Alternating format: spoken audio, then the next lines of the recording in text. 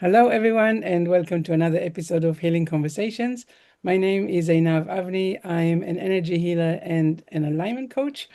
This podcast, Healing Conversation, is here to help people find the path in healing naturally, anything that is physical, mental, emotional, or spiritual. And so, without further ado, let me introduce to you today's guest. I'm so excited to introduce you to Robb Owen. Rob, welcome. Welcome. It's so lovely to have you here. Thank you so much, Ina. I appreciate it. It's my pleasure to be here. Awesome, awesome. We're going to have some really fascinating conversations. I already know that. And so let's introduce you to our listeners. Tell us anything, something about you. All right. Well, a year and a half ago, I was diagnosed as a stage 4A head and neck squamous cell carcinoma patient, and with an unknown primary, very complex HPV negative, PDL1 negative, very aggressive and life altering or life limiting. I think is probably the better way to describe the type of cancer that I had, and so I knew very little about cancer at the time and knew even less about the type of cancer that I had. So knowing that diagnosis, I didn't panic. I had felt good. I'd had the cancer in my neck for majority of that year. I just hadn't seen my doctors about it and didn't feel bad, didn't look sick. So uh, followed through my instincts on um, how to utilize the body's natural ability to heal. So I made some alterations to diet, my hydration, my physical activity, etc. And when I started conventional treatment of chemotherapy and radiation, my tumor resolved in 2 weeks, which was unusual for the type of cancer I had. And when I asked my doctors why this happened and whatnot, they did not have a good explanation for it. They said sometimes they see it and sometimes they didn't, and they did not know why. And after hearing that enough times, it bothered me because uh, my thought was, well, why don't you know, and why are you not interested in knowing? So I took it upon myself to reverse engineer everything that I'd done related to my type of cancer, and in doing so, was able to identify how all the components that I could integrate it into as a complementary treatment with the conventional treatment aided in such a quick and successful recovery. So that's how it all started. I was a cancer patient. I was scared, nervous, did not know, when you get diagnosed with cancer, it's life altering. You know, people, uh, the first thing that comes to your mind, am I going to die? And so I experienced all those emotions and um, went through the whole gambit of anxiety and borderline depression and all these things. But with the end result being so good, I felt compelled to go back and analyze why specifically I reacted so well because I figured if I could figure that out, maybe I could help other people, and that's where we're at. So Amazing, amazing. So, if I understand correctly, you say there was some symptoms that you didn't necessarily go to the doctor with, but by the time you did, it was that diagnosis and it was a stage four mhm. situation. Or, Correct, yeah. I had noticed the tumor in my neck in January of 2023, and at that time it triggered me to add. I'd been taking a pretty small supplement regimen up until that point, but something innate triggered me to add another supplement to my regimen.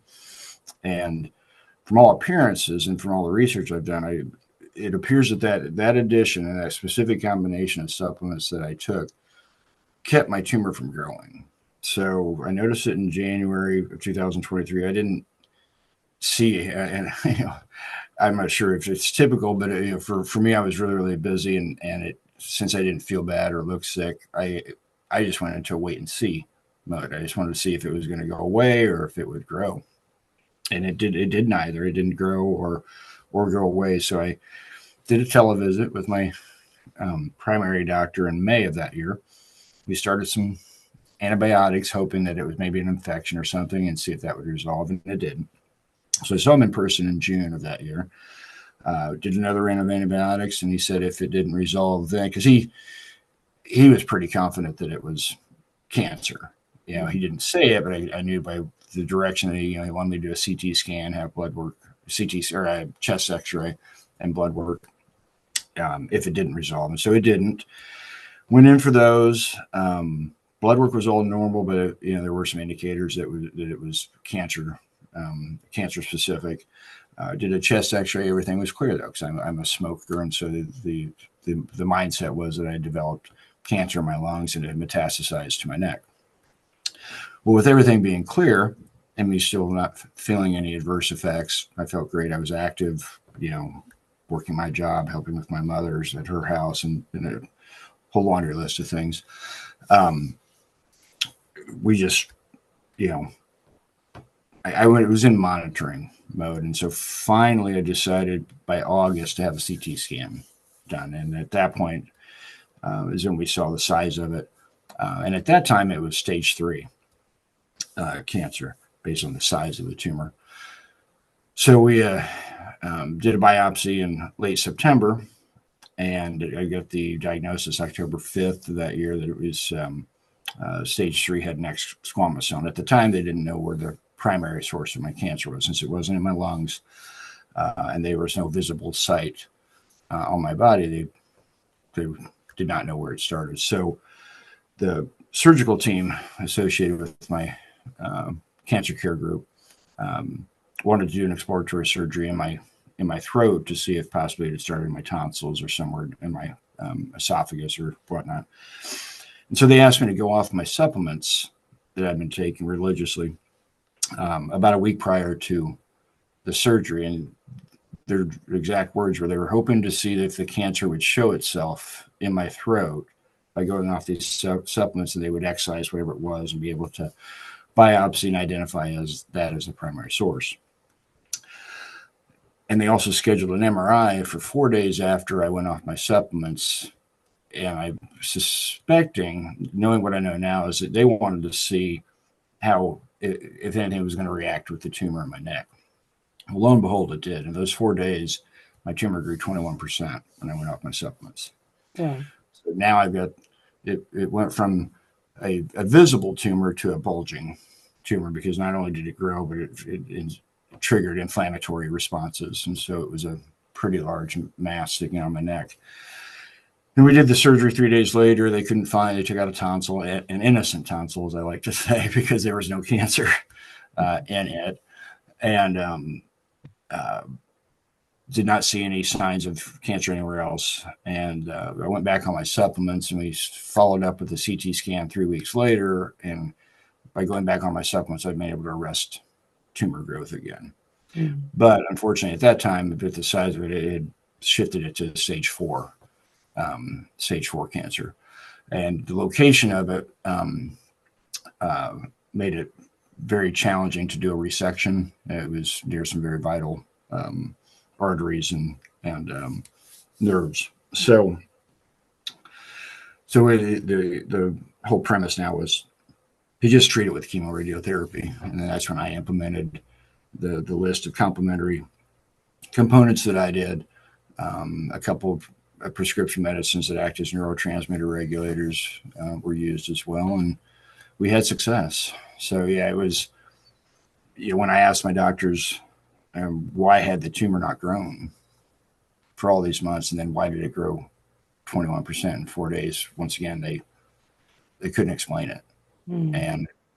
And in my mind, I'm like, this is really important. This is and by that time I started researching more and understanding just how aggressive my cancer type was and whatnot. And so, and being an engineer, I'm very curious.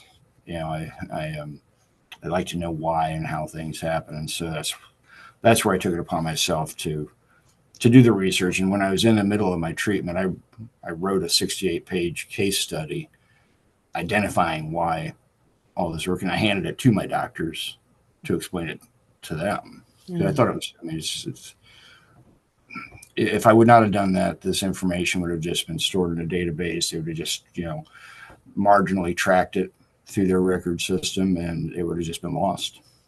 forever, that data. So can I just ask, so at that time you had an inclination that if you can do it, then other people can do it. You didn't consider yourself a miracle or anything like that. Exactly. Yeah, I'm a typical person, and we all, as humans, we all share very specific physiological and biological traits. And so when looking at the research that I did, I understood that what happened with me wasn't just specific to me. It covers a broad base. It covers everybody. This is just how the body works. We've evolved over hundreds of millions of years. The last 300 or 400,000 as a human species with innate mechanisms that want to heal the body, and there are very specific nutrients and um, lifestyle components that directly affect how all this works. The with the innate response in the body to self heal, the only things that really interfere with that are things like chronic stress, poor nutrition, environmental toxins, lifestyle choices.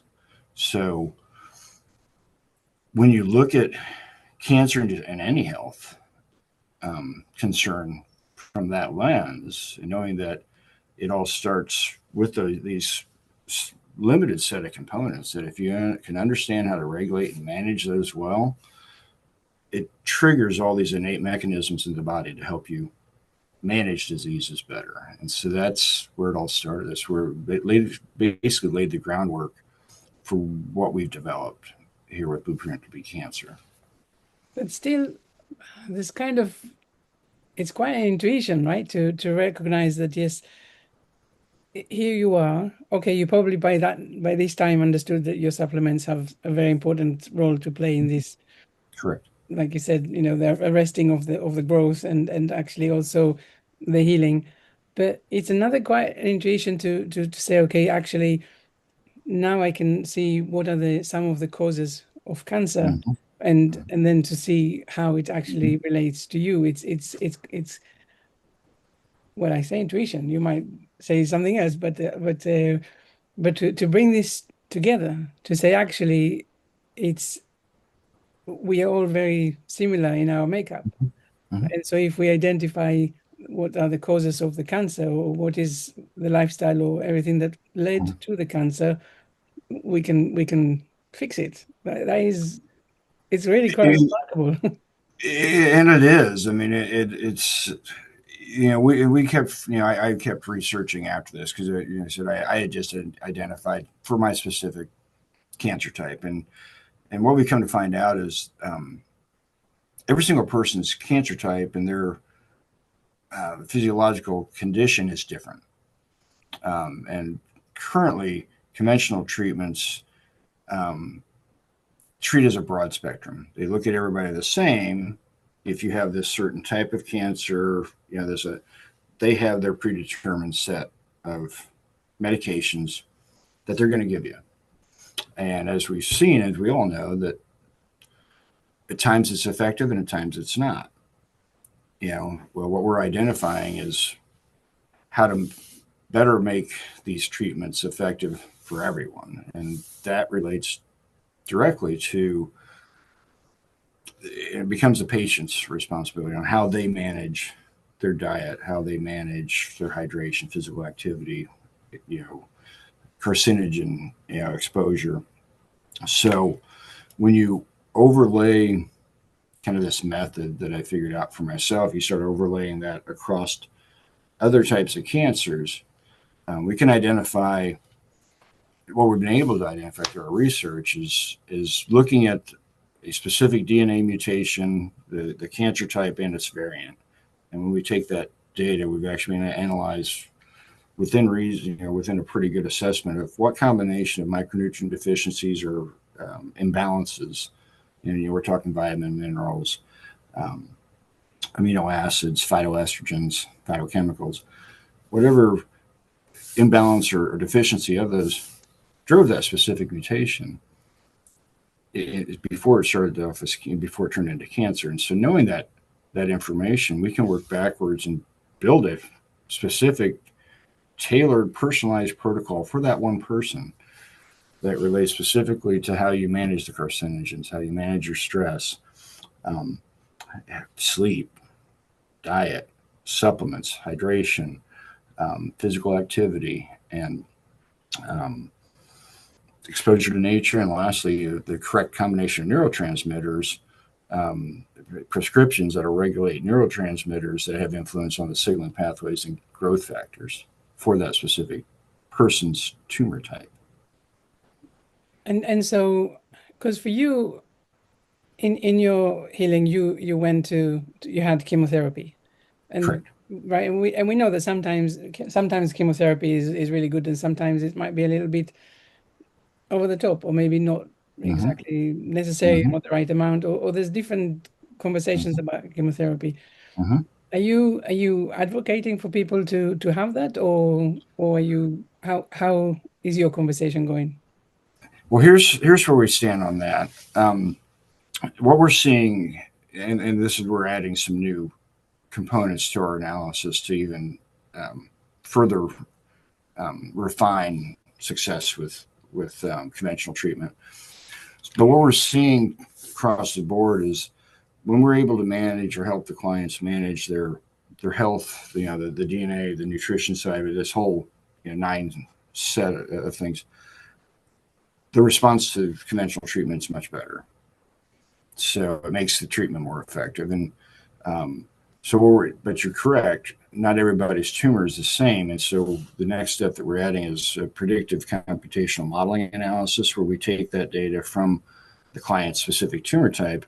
We have access. The group we're working with has access to over 8,000 different um, chemotherapy agents, treatment agents that are non-oncological, over-the-counter medications, and natural supplements. And so we can actually use that data to give a predictive analysis on which combination therapy. It may not be the first line of standard treatment. It may be the fourth line. So that would be more effective for that specific person's cancer type, mutation, and variant.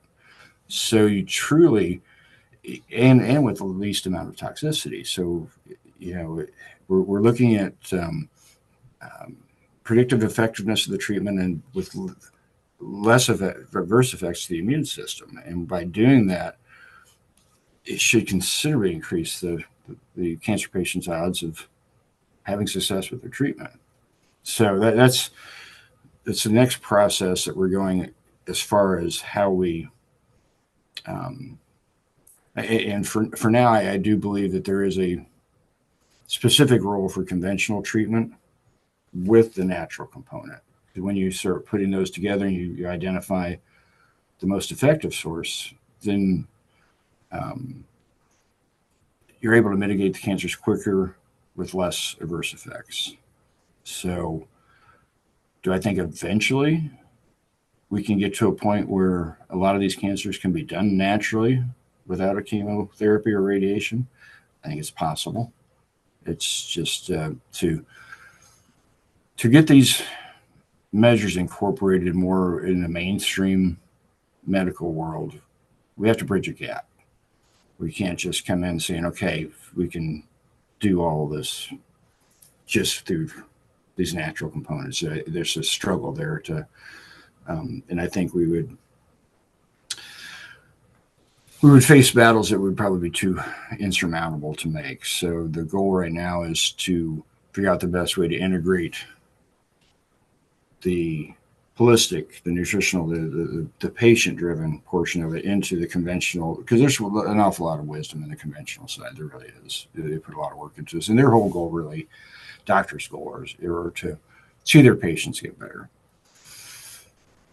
There are some other influences monetarily outside of the doctors with the pharmaceutical industries that's maybe not there. It's more profit-driven, but for it to actually make a difference, I believe we have to bridge this gap first, and then slowly ease into the point where some say most stage 2 cancers or less, we can identify a way to treat them naturally without the chemotherapies and radiations. We're a little ways from that, but I see that's the direction that it can head.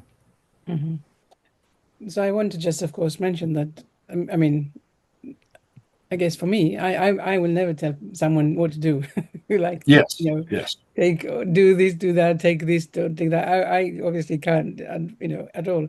But in this conversation, I definitely just want to emphasize the natural element. But of course, I do, of course, accept and understand that chemotherapy and radiation is sometimes really, life-saving for some. So just wanted to make sure that everyone knows that no one is going against anything or anyone, because we are Mm-hmm. here to see actually how do we help people, you know, get better quicker, and like you say, we are just at the beginning of all of these Mm-hmm. kind of conversations. Um, so first question is, so you found this supplement that for you helped stop the Mm-hmm. growth of the cancer. Mm-hmm. Why are we not giving it to everyone? That's an excellent question. Um, the medical world, at least the doctors here in the U.S., they're not well versed on nutritional side. There's very seldom do they have any classes on nutrition or supplements when they're going through medical school. Hmm.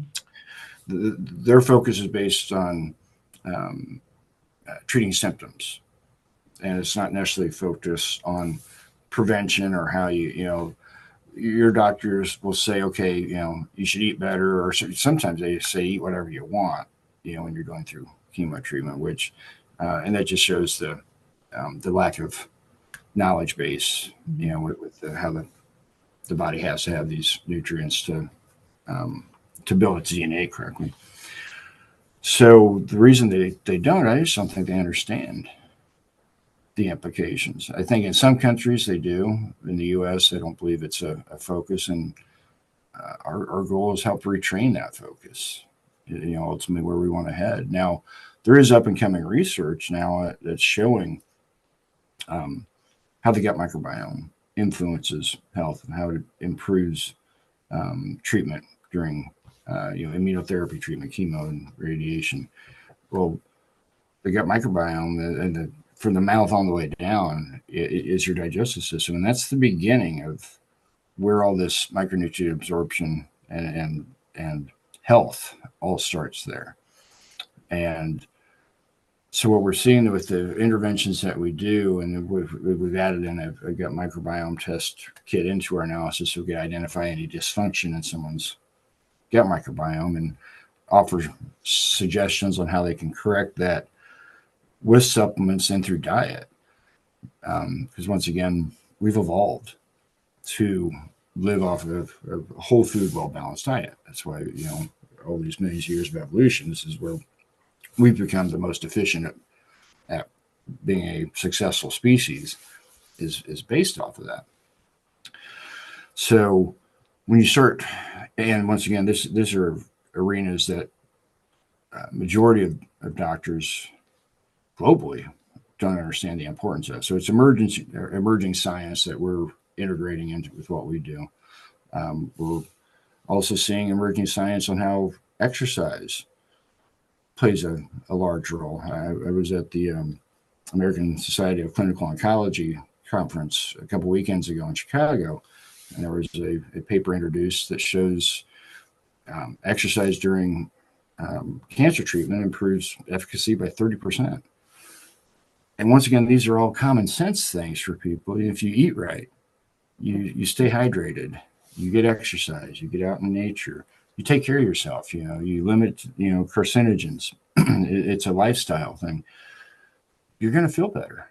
You're going to react better. Your body's going to respond better because you're giving it everything that it needs to be successful. And every single one of these things directly affects the gut microbiome. And by focusing on that, and I think it'll take a little time to get but now there's hope though. What I'm saying is that there's hope that there will be change for the medical world. Seeing this research being done on the gut microbiome, seeing the research on exercise, seeing the research on how chronic stress directly affects the gut microbiome, dampens the immune system. the more of this research that is done by medical institutions and through the work that we do, it's everything that I've all the research I've done directly points to how all of these work together. Mm. And when you start incorporating it all together, you have more success with not just cancer but other afflictions as well. So one question I have, I wonder, like you say, right? You are integrating, or you are not integrating, but you are mixing with the medical professionals. How are they accepting you? How are they listening to you, or is there an I would say we're outreach? probably getting 80%, somewhere between 70 and 80% of the clients' medical teams are very open to what we're doing. Because we provide a very lengthy analysis based off of each client's very specific tumor type and variant, along with their other physical limitations, pre-existing conditions, etc.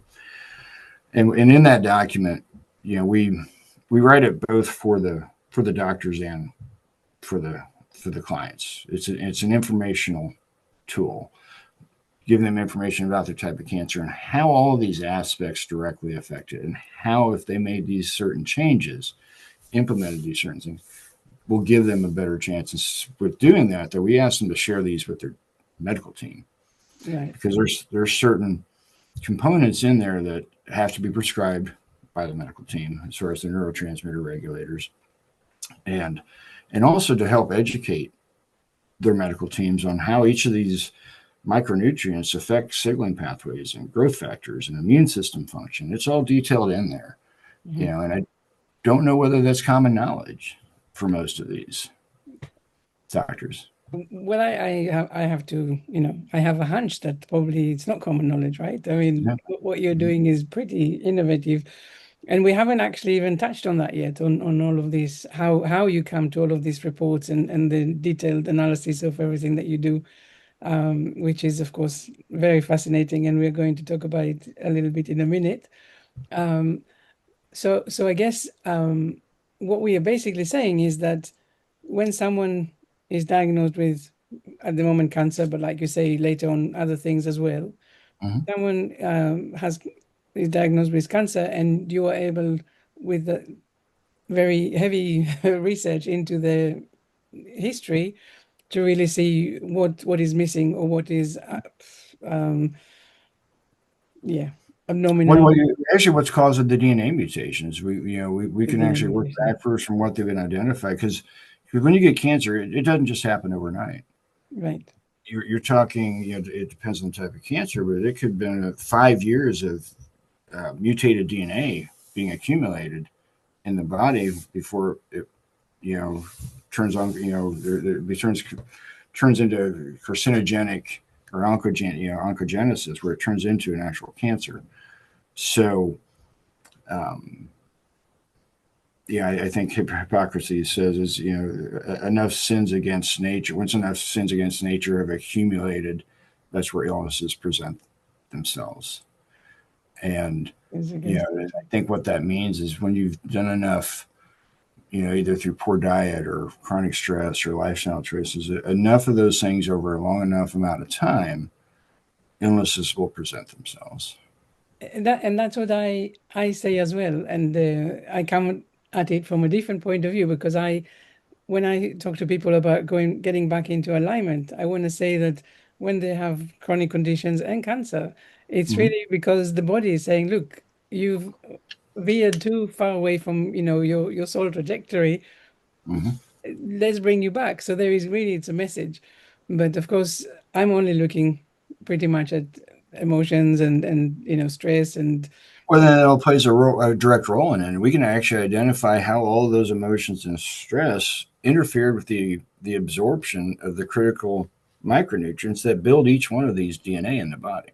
Mm, It's all related, yeah. And so with what you do, we could look at somebody like that and say, okay, this is how it contributed to interfering with your gut microbiome. And well, with that interference, it meant that it interfered with these absorption pathways But for. but the interesting thing of what you just said is that people, when I speak with people, and when we all speak with each other, right? It's like we know that we have emotions. We also know how good we are at, suppressing them and not feeling them and not allowing them, any space on the table. Mm-hmm. But what you were saying is that you can show this kind of scientific evidence that says, here it is. And all of a sudden you will get people listening in a whole different way because Mm-hmm. they can't argue with, the kind of things that you're going to Mm-hmm. show them. So yeah, wow. Yeah, Um, there's science behind all this, and we know this is microbiology. We studied the elemental makeup of all of our of the DNA in our body. And I'm not sure we've identified all of it, but we've done pretty well in the work that's been the research that's been done on that. And so knowing how each of these the DNA is synthesized, what components are necessary for maintenance, what components are necessary for repair, and these are all micronutrients mhm. that are necessary to do these. It's a very short list, to be honest with you, that is applicable across every single cell in the body. And when you can refine it to that information, and then you start cross referencing how things like stress affect the gut microbiome, and we know how, we don't know all of it yet, it's still emerging science, but we have a pretty good idea of how majority of these um, that's why we're working with these gut microbiome. That's the next goal. We're trying to drive um, integrated, with what we're learning from our end, we're trying to drive focus with their research to identify how, what combinations Mhm. affect zinc absorption, you know, which imbalance, inhibits it, which imbalance inhibits selenium absorption, how does it affect vitamin D, all of these things are critical, um, to DNA synthesis. And it just gives us more information on how to help individuals, one person at a time, as opposed to doing it as a broad spectrum type thing. And I believe this is the direction that where medicine is heading. It can no longer just be oh, you're a number. We're going to treat, you're number 5. We're going to treat you exactly the same as number 376. And because it's not, there's number 5 is never going to be exactly the same as number 376.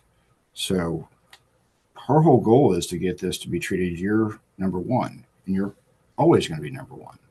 You'll be that one person that gets an individualized plan for your specific condition. And I believe it's a lot of work that goes into it, but I believe that's for humanity. That's the best way to start driving how we approach afflictions.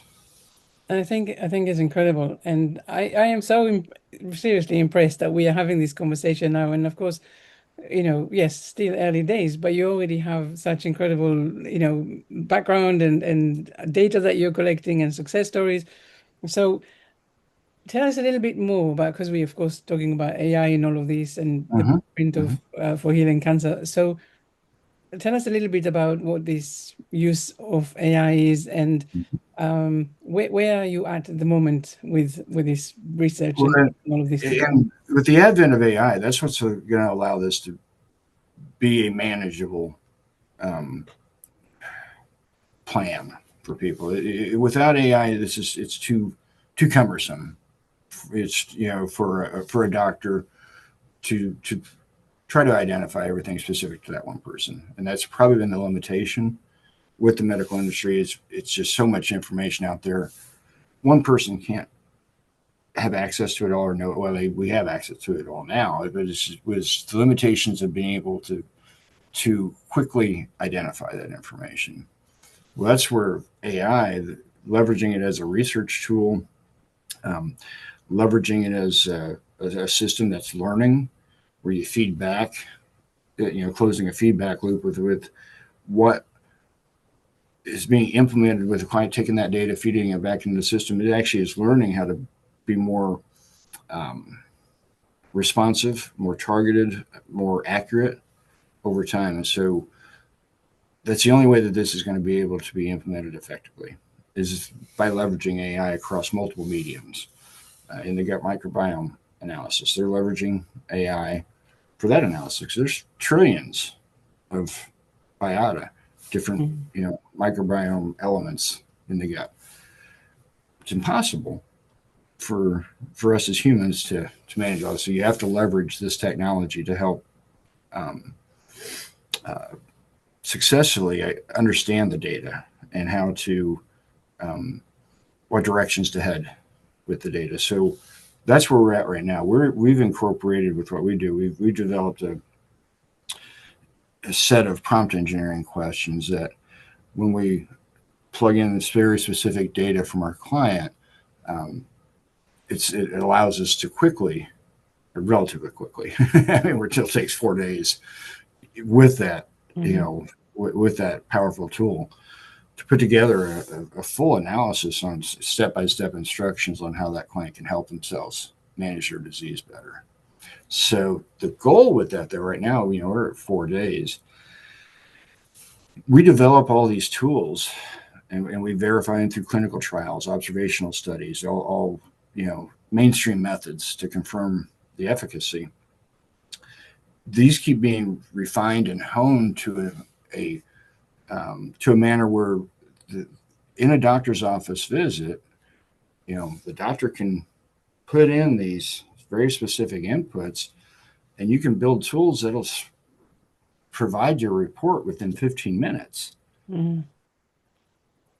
based off of this information. And you hand that, the doctor can hand that to their client. Okay, these are step-by-step things. Now when you hand that off to the patient, now it becomes their direct responsibility to implement them.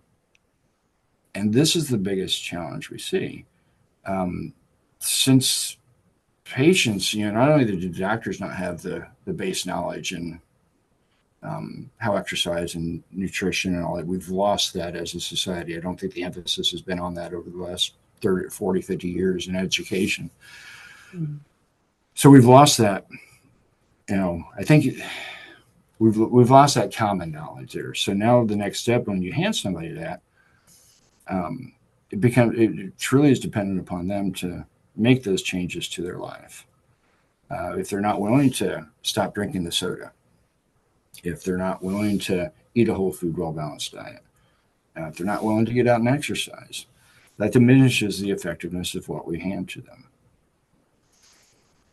And I'm just wondering, as you said, you are collecting data from the clients so that you can put it through the system and then, get these recommendations on the other side.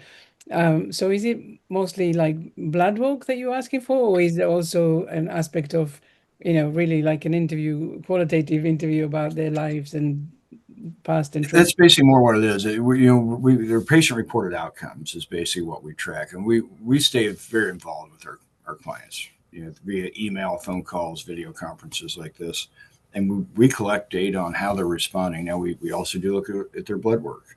Majority of them give us access to their patient portal, so we can see their CT scans, MRIs, blood works, and predominantly, we're probably in the 90 percentile range. We're seeing the immune system functions all tend to trend. All these blood work analyses are trending in positive directions, and it's because we're giving, we're suggesting for the client to utilize these methods, and that has a direct effect on how all these biomarkers. And so you can see that, between talking to a client, looking at their blood work, those correlate. You can actually make the correlations between, okay, I've implemented this well, okay, this is the response you're getting. And then you add on top of that, their tumors shrinking. We're seeing rapid regression in tumors, specifically squamous cell, similar to mine. We're seeing it in a couple others, non-small cell lung cancers, some pancreatic cancers. So you can now correlate, okay, they've added this set of things we suggested. We can see it in their blood work, and now we can see it in CT's, diagnostics that are a direct result. And then on top of that, we're just asking the patient, how do you feel? Are you throwing up from treatment? How's the fatigue? And so we track all this information. And then we also ask them, how well are you implementing what's been suggested? And so when you start collecting all of this data, some very dramatic components jump out of the data at you that, identifying a certain subset of critical nutrients that the body needs, and it correlates very well to the DNA synthesis.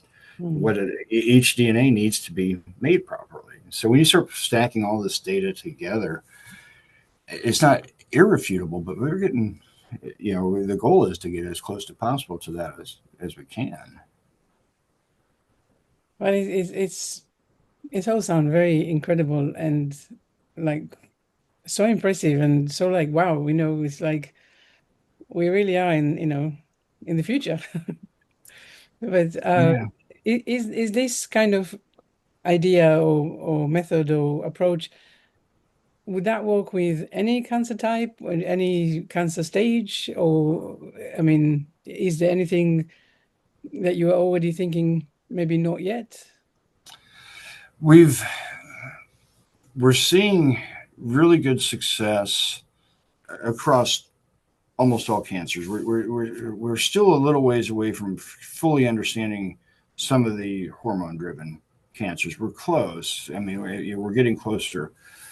Anything that's not hormone driven, we're getting really almost predictable responses of where they're at, no matter whether it's a stage 1 or stage 4. Now, the honesty of it is, there are stage 4 cancers that have metastasized to multiple organs in the body, and while we can help the quality of life, you know, um, the chances of full recovery are diminished once you get to that stage. There's just too much damage to overcome. We are able to help. I mean, we've seen remarkable responses in that, but it's obviously a much more challenging. Hmm. With the earlier stage cancers, their success rate is almost perfect, stage 2 or below, because there's just not as much damage done to the body, so you don't have to correct as much DNA.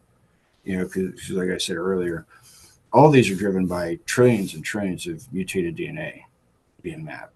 Not only does that mutated DNA affect that tumor, it affects every organ that compromised organ now that has been built with mutated. It affects every single immune cell, every lymphocyte, every fibroblast. So all these have some component of a mutated DNA in them based on these micronutrient deficiencies. So now it's almost too overwhelming for the body to be able to overcome. Hmm. So, And so now you're obviously still, in the developing stages of all of these. So how many, um, I guess the question is what is the sample size that you need to still go through before you feel actually, yes, you have these predictions and yeah, we're now we've worked with 125 clients and counting. We're adding more every day. Um, I believe once we start getting into sets of 1,000, 1,000 people. I mean, even now though the data is, even if there's 125, the data it jumps out. We're seeing an 80% positive response with these. And what I mean by that is, we have a certain subset we've gotten to NAD in a short amount of time. We have a subset that's now over a year NAD. We're seeing rapid tumor regression. So we have that documented. We're seeing arrested tumor growth with and without conventional treatment. mm, You know, um, we're seeing people live longer, live better quality of, have better quality of life, less adverse reactions. So you start looking at that data. Um, it doesn't necessarily correlate with conventional standard care alone. mhm. So for you, what is really exciting you about all of this right now? We have a chance to change the future of medicine for the better. Get it back to a point where it's patient focused as opposed to profit focused. And um, it's an understatement, but that's huge. To be in a position to affect change like that, yeah, that's exciting. Scary, but exciting. Yeah, super exciting. And where do you see this? I mean, like, what is really the best case scenario that you are hoping for all of these to get into in the future? Well, the best case scenario right now for us is what we're looking for is a group of um, aligned partners that we're um, trying to put together is to build a pilot program to start implementing these strategies. We're tangentially involved with a longitudinal gut microbiome analysis, a 5,000 person study, 5-year study that we're doing to track clients through what we do and how their gut microbiome reacts to chemotherapy treatments prior to, after. It's just basically a long term study to track this data. So that's the first step. The next steps will be getting into smaller clinical trials where we can do testing arms of very specific components, all these separate components that we're doing. The next step would be getting into a pilot program, either with a medical university or a smaller hospital network that has satisfactory um, uh, integrated components to manage cancer well, that would partner with integrating what we suggest into their programs for every cancer patient. Do a 50 person, 100 person, 200 person pilot program with a facility like that. So this is the first steps. And, we have to collect data. We have to confirm the data. We have to prove the efficacy. We have to go through these steps. But that's how I see the progression. What I do is we collect observational data, and then we translate that observational data to drive these other missions. Mm-hmm. So are you open for people reaching out and saying, "Hey, I would like to be a part of it," or have you reached some sort of a, like, you already got the numbers that you need at the moment? Oh no, we need as many people that are interested in being involved with this. We would like to have. We take clients daily, new clients. We have the resources with our group to manage that. We're integrating methods with these other alliances that we have to make things more seamless, with the whole goal of advancing the knowledge and how to implement this into clinical applications. And so people, when they reach out to you, they should have their blood works at the beginning, and you get that to start there. Yeah. Typically, what we start with is a biopsy. If they've been diagnosed with cancer and they have a biopsy, and there are liquid biopsies they can do, but typically, just a standard biopsy from their oncology team usually provides us the data that we need. If it doesn't provide it, then we follow up asking for further data. We have a client intake form that we send out that captures every single component that is necessary for us to successfully put together an analysis for them. Mm. I feel that this is giving so much hope for people, because of course cancer, like you said before, it's scary, and people, they take it in their minds to all sorts of corners, and knowing that there is that something that actually can look at all of your, past, present, Mm-hmm. ancestral, all of that, and actually Mm-hmm. come up with some suggestion is incredible. And It is, and you're right. We're looking at their past. We're looking at their present. We're collecting as every bit of data that we can mm, relative to that one person.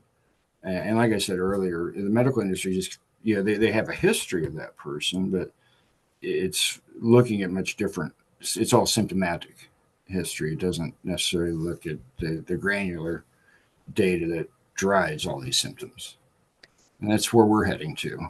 because I know a few people, myself, that the doctor said, right, it is cancer, but we can't find it, right? It's like there is this, like what you mentioned as well, right? Like where is the cancer?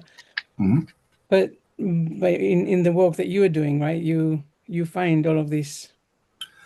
You find some of the missing links in ways that We try to, and what we're, you know, with looking at a specific DNA mutation, you can, like I said, you can identify what supplements or what micronutrients are necessary to create that DNA correctly. And so when you look at that mutation in it, the science is out there to show, okay, you're replacing in this exon, you're replacing a guanine with arginine.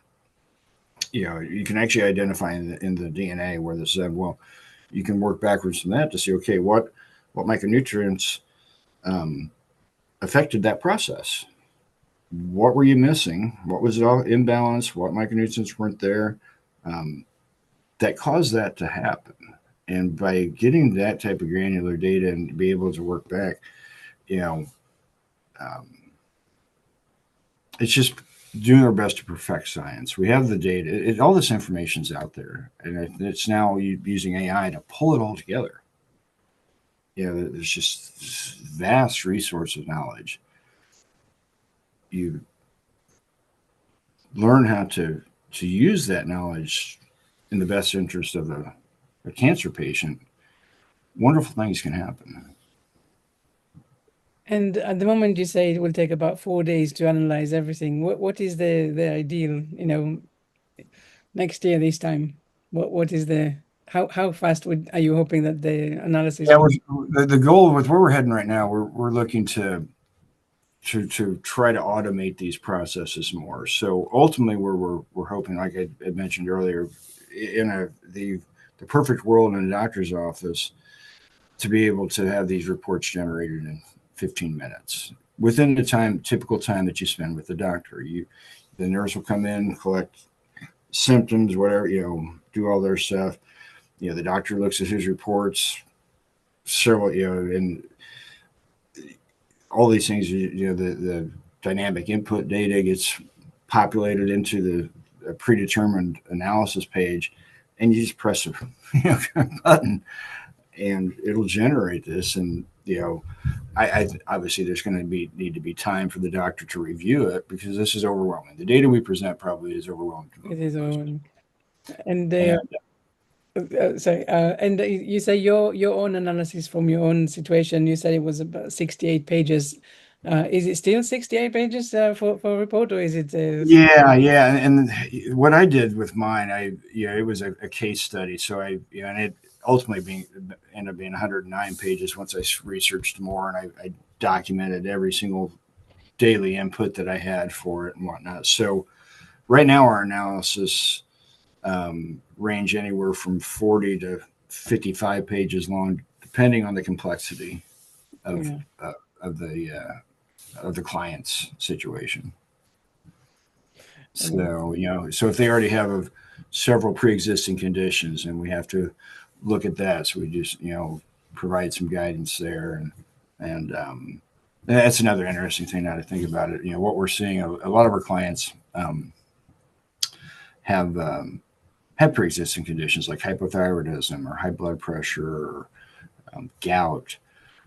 And as a secondary note from the observational work that we're doing, we've been able to assist those people in mitigating, completely mitigating issues with hypothyroidism. And from what we've identified, that's conditions driven by a very specific micronutrient deficiency over time. And so when you correct that, it corrects that metabolic process. Mm-hmm. Same with high blood pressure. Same with gout. Gout is directly, it's driven an awful lot by another specific subset of micronutrient deficiency that when you implement that into the body, it'll correct itself. So these are things that are just going to keep opening themselves up to us as we go. I mean, this is very exciting, right? This is going to be really exciting too. Yeah, absolutely.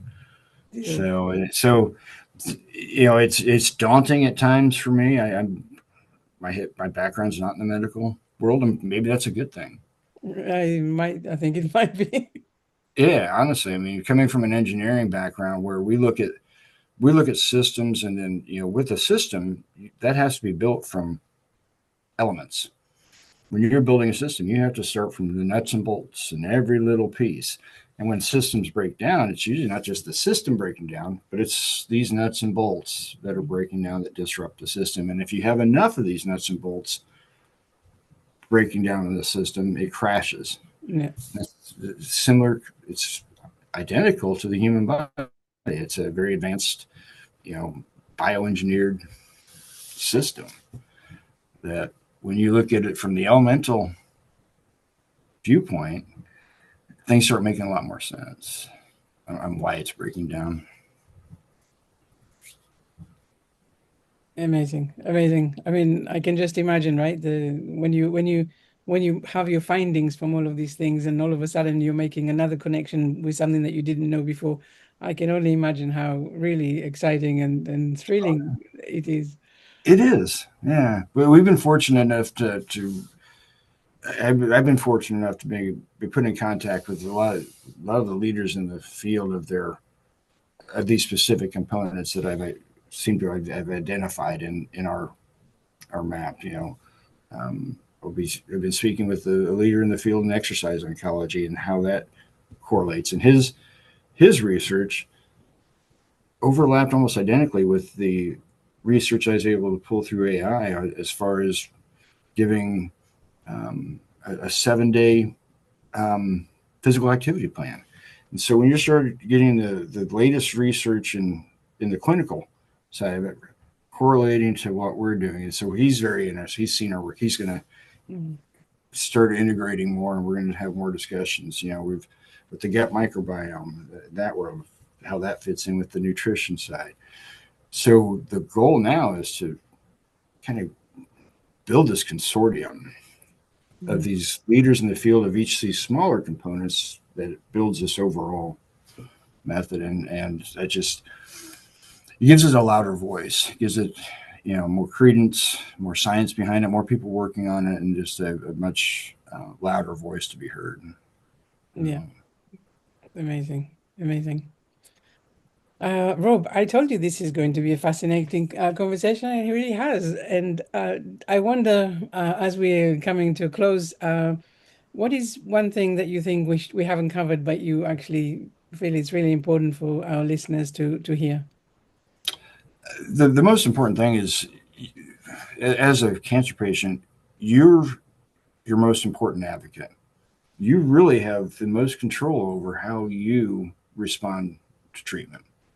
You know, um, and if you're willing to take control of that, make the changes, learn, put the effort in. It's hard work.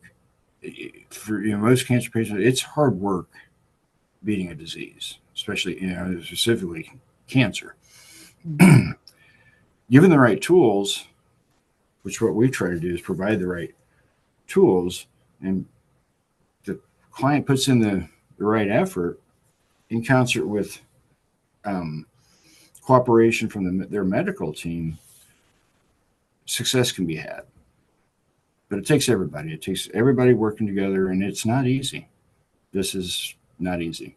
So it can be done, but it is extremely patient dependent. And from what we've seen, the patients that take it to heart, that want to make a difference in their lives, can make a difference. And what's so beautiful about this is if you make that concerted effort to change your life, to help you manage cancer and beat it, that'll stay. As long as you stay with it, that'll help you the rest of your life.